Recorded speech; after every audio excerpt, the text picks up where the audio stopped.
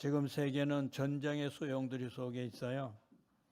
3차 대전을 막기 위해서 직접 지금 서로가 조심스럽게 전쟁하고 있습니다. 만약에 화학전이 벌어지게 되면 3차 대전이 일어납니다. 왜 그러냐게 되면 우크라이나를 만약에 화학전이 들어있게 되면은 또 세균전을 만약에 벌이게 되면 그 이웃 나라에 그 세균이 퍼지거든요. 바람이 불면 그 바람이 나가서. 옆에가 폴란드가 있는데 우크라이나의 폴란드죠. 폴란드가 가만 안 있죠. 폴란드는 나토에 가입한 국가입니다. 그러니까 만약에 폴란드가 전쟁하겠다 그러면은 나토가 전부 일어나야 돼요. 그러니까 지금 심각한 데 돼 있거든요. 그래서 전쟁이 지금 심합니다. 어떻든 간에 하나님께서 역사하셔서 큰 전쟁이 일어나지 않고 종식되기를 여러분 항상 집에서도 우리나라하고도 직접 관계가 있습니다. 지금 공산주의하고 자유민주주의가 싸우고 있는 거예요. 우크라이나 나라가 상당히 약한 나라입니다. 유럽에서도 제일 잘 경제적으로 빈약한 나라예요. 그러나 그 나라에서 자유민주주의를 위해서 우리나라도 자유화되겠다 그렇게 하니까 러시아에서는 안 된다. 너희들은 나의 속국에 있어야 돼. 그러고 무조건 친국에 들어간 거예요. 자, 이러고 보게 되면 어렵죠. 그래서 미국의 지원이 있고 또 해당되는 국가들이 이렇게 지원해 주고 있는데 어쨌든 간에 인명피해가 굉장히 많습니다. 우크라이나 전에 관한 건 모르겠고요. 현재 러시아죠. 러시아에서 현재 죽은 병사들만 14,200명으로 죽은 병사가 14,200명으로 집계가 돼요. 그러니까 지금 굉장한 거죠. 그는 모르겠어요. 우크라이나 사람 모르겠는데 거기서 발표한 거라서 지네 나라는 숨기고 다른 나라만 뿐만 아니라 뭐 전쟁 물자 상당히 많고. 그런데 참을 안타까운 것은 그 전쟁의 상황을 전 세계에 알리기 위한 기자들이 현재까지 제가 알고 있기에는 3명이 죽은 걸로 알고 있는데 거기가 다 미국의 기자들입니다.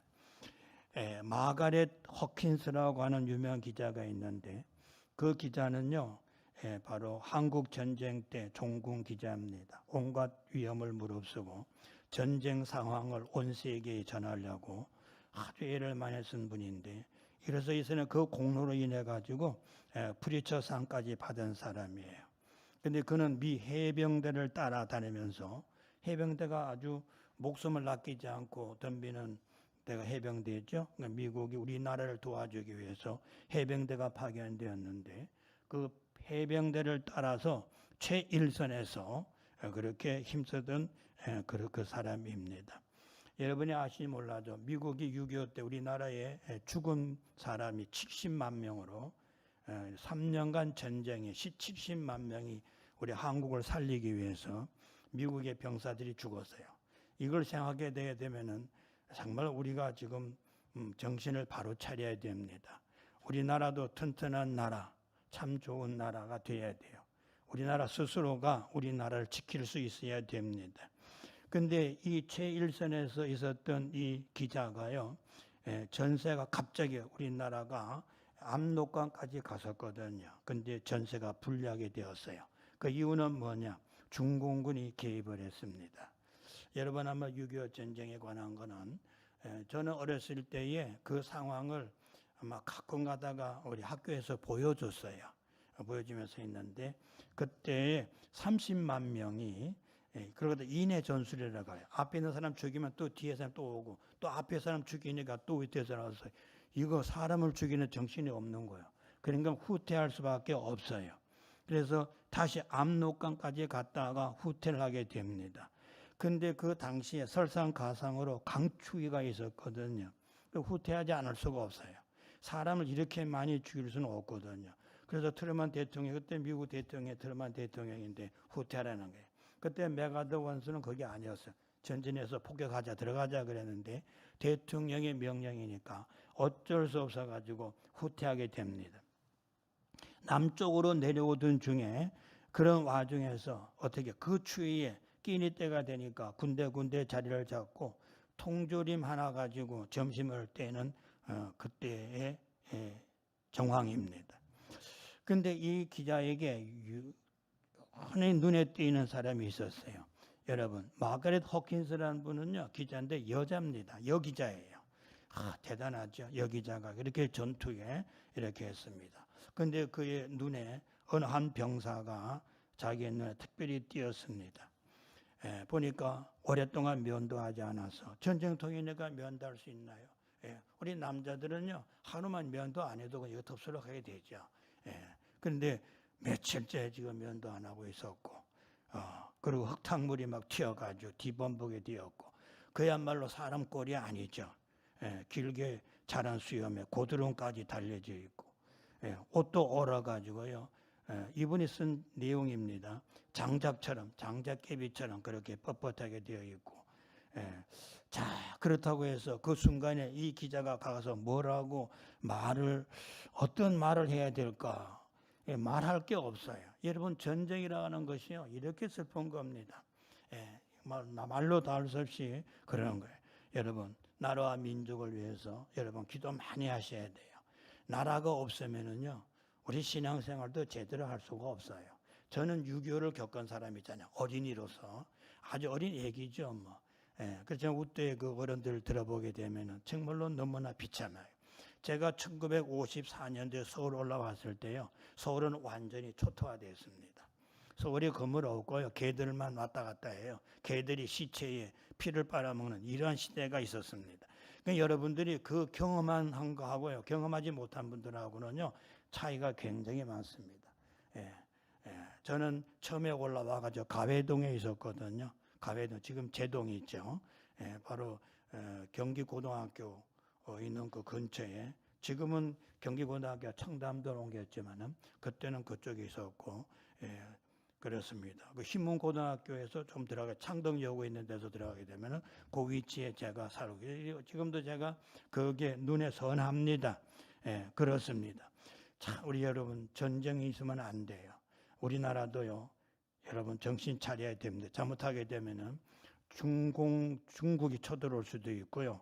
지금 중국이 대만을 무력 침공하려고 그러잖아요. 그렇죠? 거긴 자유민주주의를 누리잖아요. 그러니까 침공에 들어가는. 그런데 만약에 러시아가 우크라이나 침공에 들어가지 않았더라면은 중국이 먼저 들어갔다고 하는 그런 문건이 발견됐어요. 지금 이제 그러니까 그 정도로 지금 양대 세력이 이렇게 하고 있거든요. 여러분들이 정신을 바짝 차려야 돼요. 그렇습니다. 자, 그래요. 이렇게 내가 과연 무슨 이야기를 해줘야 이 전쟁통에 저 젊은이, 저 병사가 이 한국까지 와가지고 한국을 살리려고 이렇게까지 와서 하는데 내가 무슨 얘기를 할까? 그래서 그 여자가 이렇게 물었어요. 내가 만일 하나님이라면은 당신이 나에게 어떤 소원을 나에게 답해 주겠냐고. 네 소원이 뭐냐고 하나님이 묻게 되면 그런 말이죠. 지금 당신은 나에게 뭐라고 말하겠냐고 그랬어요. 근데 이 병사는요, 오늘 죽을런지 내일 죽을런지 모릅니다. 전쟁터에 나오면 그렇겠죠? 그래. 그럴 때 이 병사는 이렇게 대답을 했어요. 한참 동안 입을 다물고 있다가 나에게 내일을 달라고. 참 비참한 이야기죠. 내일 내가 어떻게 될는지 모르기 때문에 내일을 나에게 달라 그랬습니다. 하나님한테 그렇게 자기는 기도하고 싶다는 거죠. 사랑하는 여러분, 여러분이 지금 소원이 있나요? 여러분은 지금 하나님이 여러분에게 물어봅니다. 아무개야, 네 소원이 뭐냐? 이렇게 말할 때 여러분은 뭐라고 답을 하겠어요? 여러분에게 가장 유익한 거, 여러분에게 가장 요긴한 거, 지금 현 시점에 과연 무엇이겠습니까? 여러분 한번 깊이 한번 생각해 보실까요? 현재를 위해서도 말할 수가 있고 미래를 위해서도 말할 수가 있습니다. 영원한 생을 위해서 진정한 내가 필요한 게 뭘까? 내가 지금 소원을 말해서 그 소원을 들어준다면 정말로 값진 소원이 뭘까? 여러분 뭐라고 지금 주님한테 말씀을 드리겠어요? 여러분 한번 생각해 보셨어요? 지금 이 시간에 하나님이 나한테 소원을 물어본다면 하나님은 모든 걸 다 들어주시는 분인데 내가 뭐라고 내가 말씀을 드릴 수가 있을까? 여러분 어떠세요? 우리는 사실 눈앞에 나타나 있는 사실에 대해서, 현실에 대해서 너무 급급하고 있잖아요. 현실은 뭘까요? 배가 부르고 배가 고프다는 거. 또 어떤 때는 기쁘고 슬프다는 거. 현실에. 편안하다든가 불편하다든가. 여러분 혹시 오늘의 현실에 너무 집착하지는 않나요? 여러분 어떠세요? 지금 내 눈에 당장 보이는 그 현실에만 여러분 생각하지 않나요? 소원이라는 것은요, 미래에 관한 일입니다. 현재에 관한 일이 아니에요. 미래에 관한 일입니다. 그래서 사람도 어느 책을 보니까 이런 기록이 있더라고요. 그 사람이 어떤 사람인가? 과연 사람다운 사람은 어떤 사람인가? 그분의 소원을 물어보면 그분의 소원을 가지고 우리는 그 사람이 어떤 사람인가를 평가할 수가 있습니다. 맞아요. 그분의 소원이 뭔가? 과연 그분의 소원이 뭔가? 지금 우리가 평안하게 생활하고 있는 것 같아도 사실 오늘날 우리의 생활은 심각합니다. 여러분 그걸 아셔야 돼요. 그동안 우리는 그러한 삶을 살았습니다. 나의 일에 너무나 급급한 가운데 생활했어요. 이 나라가 어디로 흘러가는지도 모르고 우리는 생활했다고요. 뉴욕 타임스에 났습니다. 지금 현재 한국은 무정부 상태라고. 어찌 그럴 수가 있을까요? 이 코로나 사태를 보면서 하루에 60만이 넘는데 제가 여기까지만 말씀을 드릴게요. 우리는 이 나라 민족을 위해서 기도를 해야 됩니다. 안 그러면 안 돼요. 북한 괴뢰군이 지금 우리를 넘나보고 있습니다.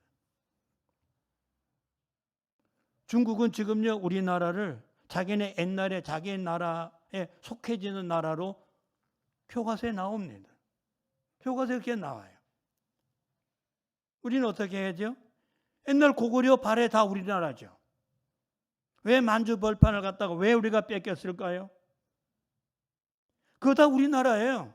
지금 현재 거기는 우리 한글을 쓰고 있습니다. 우리나라 교과서 쓰고 있어요.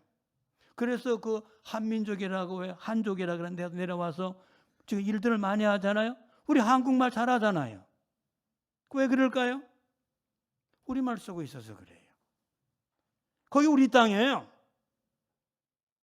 근데 뺏겼어요. 속상한 일이죠. 그래서 우리가 정신을 차려야 됩니다. 오늘날 우리의 소원이 뭐냐는 거죠. 우리의 소원이 뭐냐에 따라서 그 사람을 압니다. 그 사람이 어떤 사람인가. 소원은 나이에 따라서 다를 수 있겠죠. 우리가 어린아이들한테 너 소원이 뭐냐? 아마 먹는 게 소원이 될 수도 있겠죠. 과자를 먹는다든가 아이스크림 먹는 거. 그럴까요? 그럼 중학생들에게 물어볼까요? 고등학생들에게 물어볼까요? 그러면 대학생들의 소원이 뭘까요?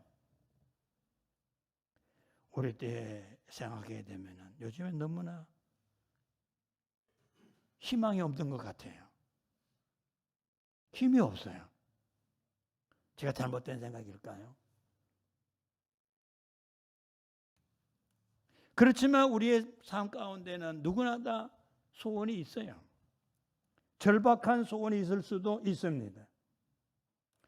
우리가 자라서 청년이 되고 장년이 되면 모든 면에서 좀 인생을 압니다. 이제 좀 인생이 무르익어 간다고 말할 수 있을까요?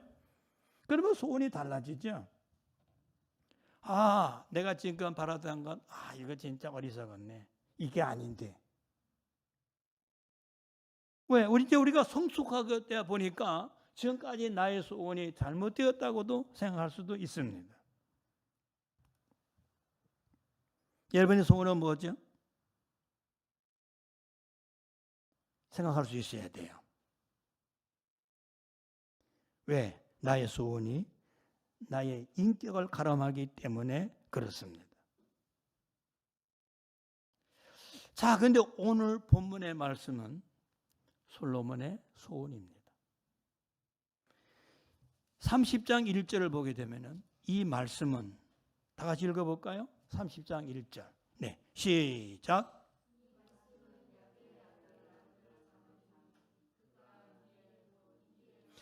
아게의 아들 아굴의 자문이다.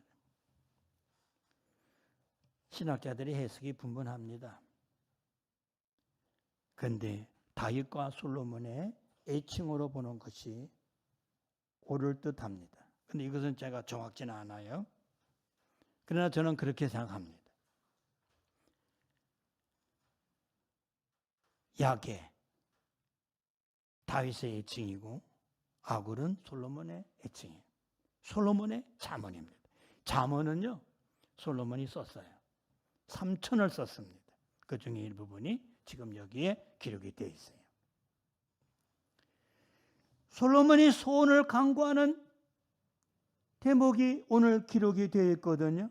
여러분 아시는 대로 솔로몬은 21살의 왕이 되었어요. 이 나라를 어떻게 다스릴까? 기브온 산당에서 1000번제를 주님 앞에 드립니다. 하나님이 나타나셨어요. 솔로몬이 드린 1000번제를 하나님께서 받으셨습니다. 오늘 우리 교회에서 1000번제를 드리는 분들이 계시죠? 믿음으로 드리세요. 열왕기상 3절 5절에 보니까 하나님께서 야, 내가 너에게 뭘 줄게? 뭘 주는 게 좋겠냐? 소원을 물어봤습니다. 하나님이 들어주시면 안 들어주실 것이 어디 있겠어요? 그때 솔로몬은 여러분이 아시는 대로 지혜를 구합니다. 주여, 나에게 지혜를 주세요. 누가 주의 이 많은 백성을 재판할 수가 있을겠나이까? 지혜로운 마음을 주사 이 종에게 주의 백성을 재판하여 선악을 분별하게 하여 주옵소서. 열왕기상 3절 9절에 있는 말씀이에요. 하나님이요, 이 소원이 하나님 마음에 꼭 들었습니다. 알았어, 내가 전무후무한 지혜를 주고 부와 영광도 내게 주겠다는 거예요. 그는 지혜의 왕으로 40년 동안 전쟁이 없는 태평성대를 누리게 됩니다. 굉장히 훌륭하죠? 나라가 크게 부흥발전됩니다. 3천의 자문을 쓰는 위대한 군주가 됩니다. 자, 그런데 죄도 많이 지었죠. 하나님 보시기에 합당하지 않는 일을 들었어요. 그래서 나라가 둘로 갈라집니다. 그런데 여러분, 이제 나이가 들어서 자기 자신을 다시 한번 보게 됩니다. 부귀 영화를 다 누렸죠? 이제 인격이 좀 성숙해야죠. 성숙해야 되지 않겠어요? 주님, 이제 제가 소원이 있습니다. 주님의 잠언 마지막, 잠언이 31장까지 있죠? 마지막 부분이에요. 잠언의 마지막 부분에 나와서 솔로몬이 소원을 주님 앞에 아뢰는 내용입니다. 그 내용이 지금 기록이 되어 있어요. 오늘 이 솔로몬의 소원을 보면서 여러분의 소원을 한번 이렇게 생각해 보시기를 원하고,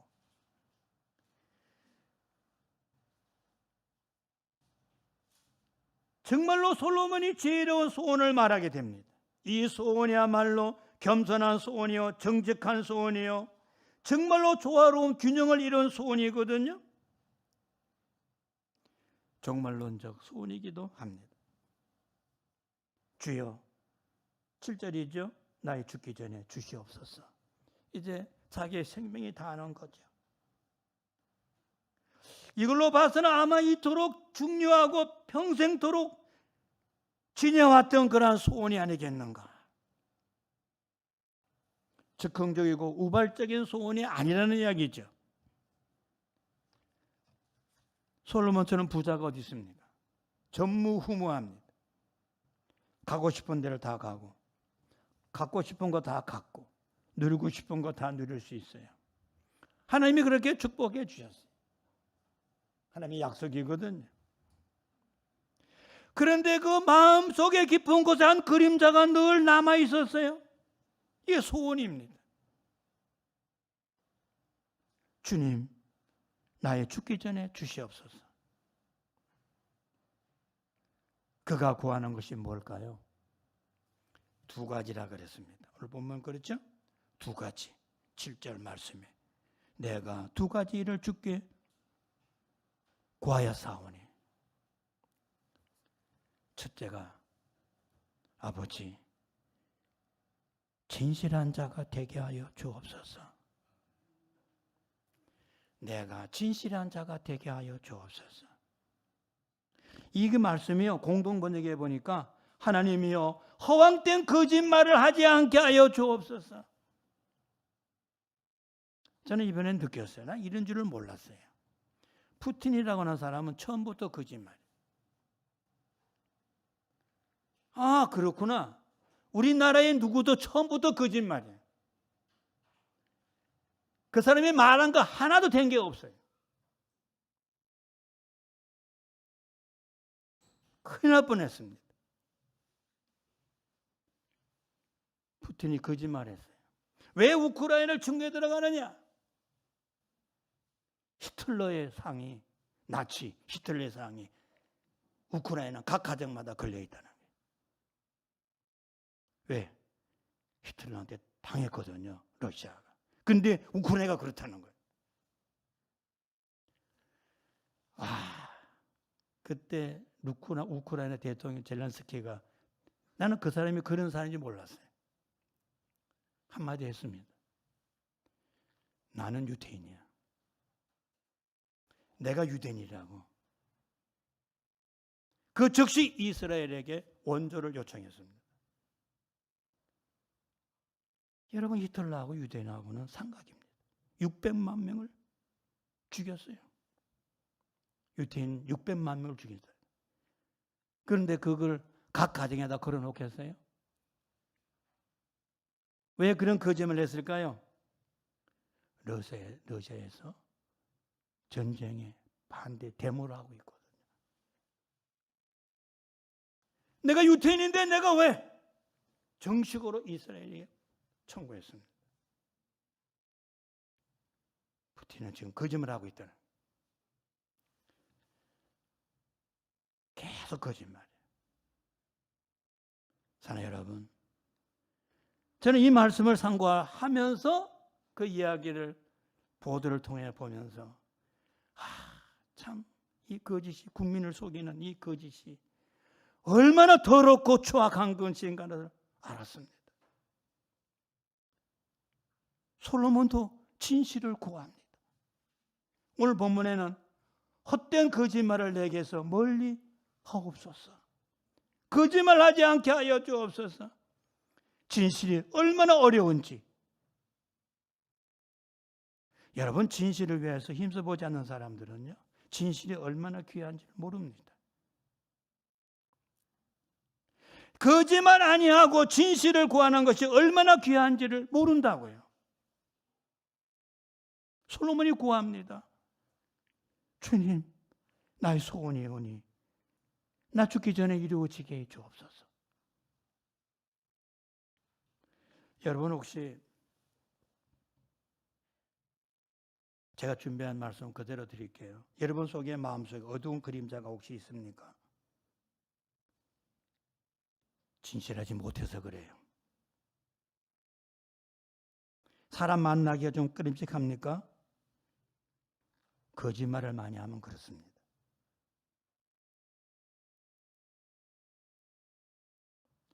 하나님 앞에 나오는 것이 두렵습니까? 진실하지 못해서. 우리는 하나님 앞에 섭니다. 주님이 오실 때 가까워요. 주님이 오실 때 가까우게 되면은 사람들이 주님의 전에 모이기를 싫어합니다. 그래서 베드로 사도는 말해, 모이기를 피하는 어떤 자들의 습관에 따라 행하지 말라. 그래서 모이기를 힘쓰라는 거예요. 우리는 천국 가는 사람입니다. 내가 거룩하니 너희도 거룩하라는 겁니다.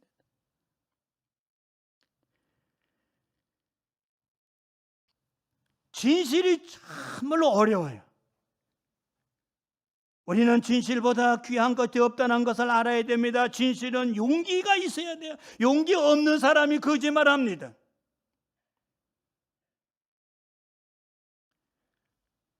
정직한 게 어렵죠. 우리의 어떤가는 소원이 있다면 마땅히 진실이어야 됩니다. 왜?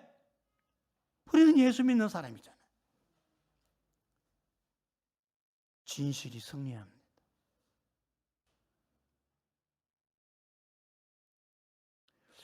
우리나라 기업들 가운데서도 돈을 많이 번 분들이 계셔요. 그런데 어떤 분들은 다 그런 건 아니지만 부동산 때문에 돈을 벌어요. 그래서 기업은 은행에서 빚내가지고 그 부동산을 담보로 해가지고 남의 돈 가지고 회장이 되고 남의 돈 가지고 사장이 되고 빚더미에 앉아가지고 큰 소리 칩니다.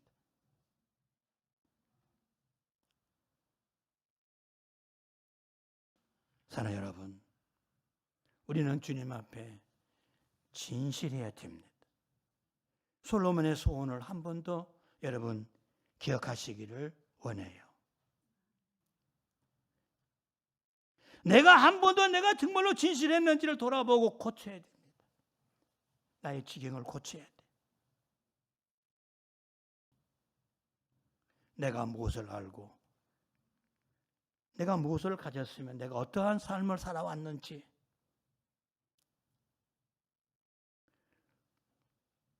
고요까지만 하고요. 두 번째 소원이 있습니다. 첫째는 진실하고 두 번째는 일용할 양식을 주옵소서. 주님, 나를 가난하게도 마옵고 부하게도 하지 마세요. 필요한 양식만 주세요. 이게 소원이에요.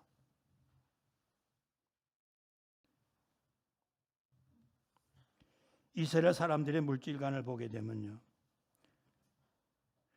배부른 지갑을 훌륭하다고 보지 않습니다.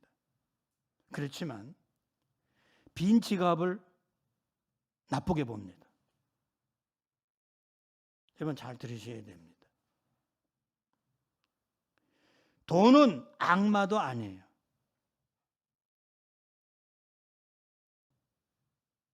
돈은 사람에게 꼭 필요한 겁니다. 돈은 사람에게 일할 수 있는 기회를 제공합니다. 여러분, 가난한 것이 옳은 게 아닙니다. 부한 것이 죄인이 아니에요. 부하면 걱정이 많죠. 가난하면 걱정이 더 많아. 지금 유대인들의 정신을 지금 여러분에게 말씀드리는 겁니다. 이게 성경적입니다. 돈은 좋은 사람에게 좋은 거지만 나쁜 사람에게는 나쁜 거예요.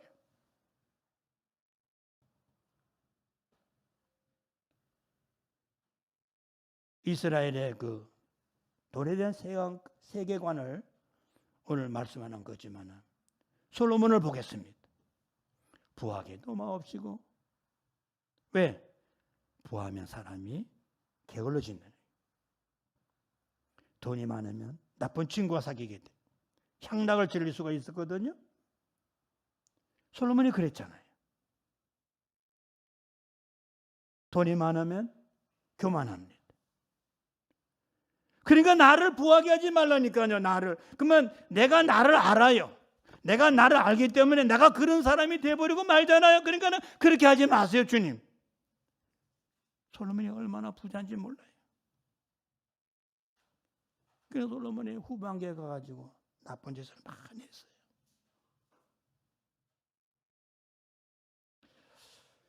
조선 왕조 후기에 아주 유명한 사람이 있는데 기록한 그 내용이 있는데 일사유사라고 하는 책이 있거든요. 근데 이제 그 장지연이라고 하는 분이 여러 정기를 모아가지고 편찬한 겁니다. 그런데 그 책에 보게 되면 김학성이라는 사람이 나오거든요. 실제 인물이에요. 인물이 유명한 재성인데 그 김학성이라는 사람의 그 어머니에 관한 일화가 기록이 되어 있습니다. 어머니는 일찍이 천상 과부입니다. 어렵게 키웠어요.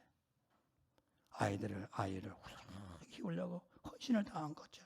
과부로서.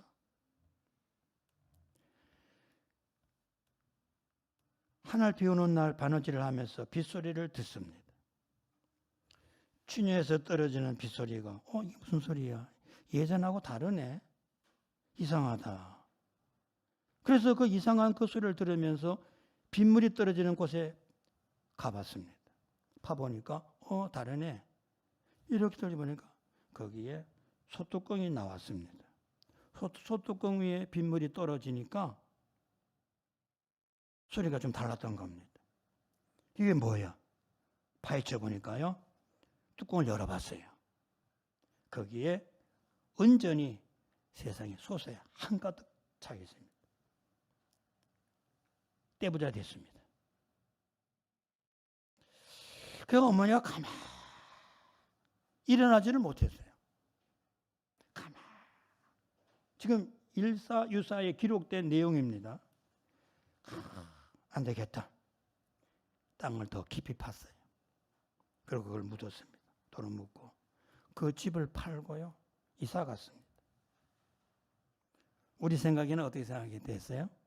바보같이 그 돈 가질 걸. 그럴까요? 그러면 아마 그 어머니가 이렇게 기록이 안 남겼겠죠. 아들을 생각해 보면은 그 돈을 가지고 게을러질까 봐. 못된 것들하고 사귈까 봐. 세상의 풍습에 흘러갈까 봐. 불로소득으로 얻은 거 이거 망하게 가문을 망칠까 봐. 안 되는 거예요. 돈은 땀을 흘려서 벌어야 돼. 이거 안 돼.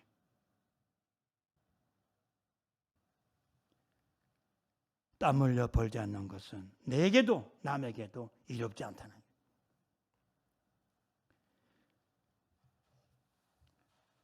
또 솔로몬은 이런 얘기를 했어요. 가난하게도 하지 말아야 달라고 기도합니다. 왜? 지가 알아요. 가난하게 되면은 도둑질하게 되거든요. 굉장히 겸손하죠? 주님 그러면 안 돼. 하나님을 욕되게 해야 돼. 내가 도둑질하게 되면 하나님을 욕되게 하잖아요. 그러니까 나는 가난하면 죄를 짓는 사람이거든요. 그냥 안 돼요. 내가 나를 알아요. 사랑하는 여러분, 이제 3월하고도 중순을 넘어 셋째 주일인데 여러분 오늘 말씀을 여러분의 마음판에 새기면서 오늘날 우리나라 그리고 세계가 돌아가는 상황을 보니 여러분의 소원이 무엇이 될까요? 돈이요. 돈으로요 약은 살 수가 있지만 건강은 살 수 없습니다. 돈으로 옛날에는 말을 굉장히 좋아해요. 말을. 이 부자죠. 그러나 가정은 살 수 없어요. 돈으로 친구는 살 수 있으나 좋은 친구는 사귀지 못해요. 돈으로 향락은 살 수 있지만 행복은 살 수 없습니다. 돈으로 음식은 살 수 있지만 좋은 입맛은 살 수가 없다는 거예요. 지금 이거는 탈무드에 있는 얘기입니다. 돈으로 좋은 침대는 사겠죠? 단잠은 살 수가 없습니다. 돈으로 명예는 살 수 있을는지 모르지만 구원은 살 수가 없습니다. 돈으로 여유 있는 생을 살 수 있으나 영생은 살 수가 없습니다. 그래서 솔로몬은 주님, 나로 하여금 가난하게도 마옵시고 부하게도 마옵소서. 필요한 양식만 주세요.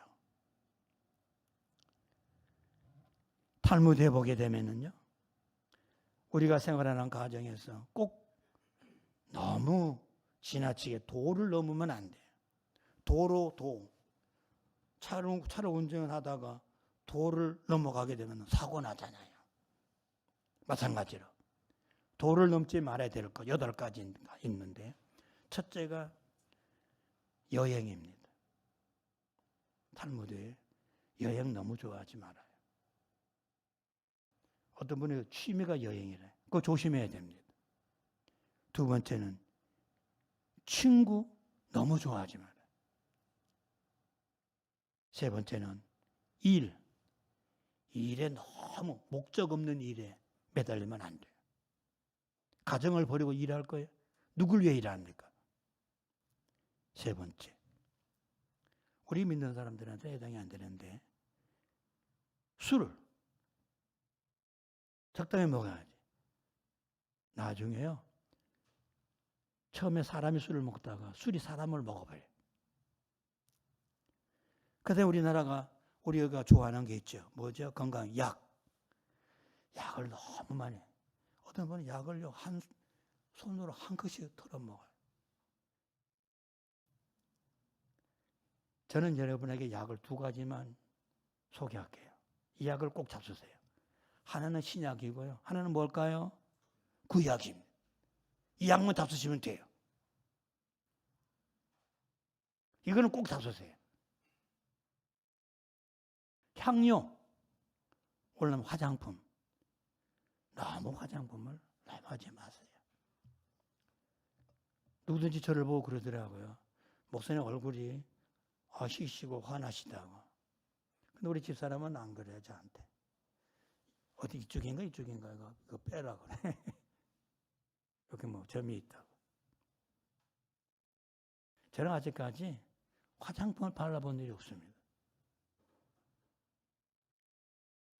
바르셔요.